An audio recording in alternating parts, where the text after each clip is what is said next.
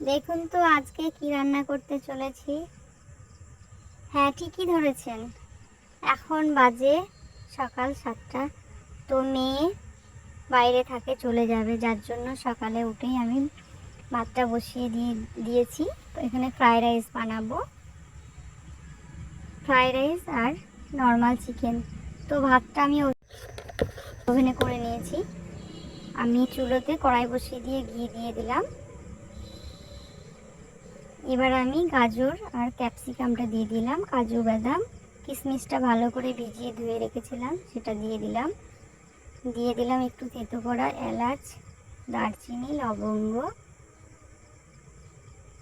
একটু ভেজে নেব। আমাদের গ্রামের বউরা যেরকমভাবে আমরা রান্না করতে পারি সেরকমভাবেই আপনাদের সামনে তুলে ধরার চেষ্টা করছি। দিয়ে দিলাম লবণ, হাফ সিদ্ধ করে নেব।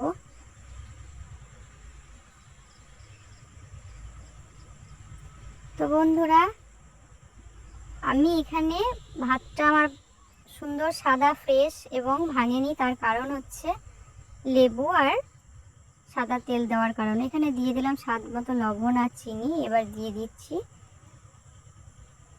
গোলমরিচ, একটু গুঁড়ো করে নিলাম।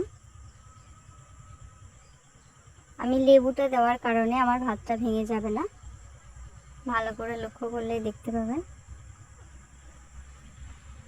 আর আমার এই ভিডিওর ভিতরে, রান্নার ভিতরে যদি কোনো ভুল ত্রুটি থাকে তো আপনারা কমেন্টে জানাবেন। আমাদের গ্রামের বউরা যেরকম বানায় সেটাই আমি তুলে ধরার চেষ্টা করলাম। তো দেখেন, শেষ পর্যায়ে আমার এরকমভাবে রান্নাটা হয়েছে। খুব তাড়া আছে, মেয়েকে দিয়ে পাঠিয়ে দিতে হবে। তো যদি ভালো লাগে লাইক, শেয়ার, কমেন্ট, সাবস্ক্রাইব করে পাশে থাকবেন। ধন্যবাদ।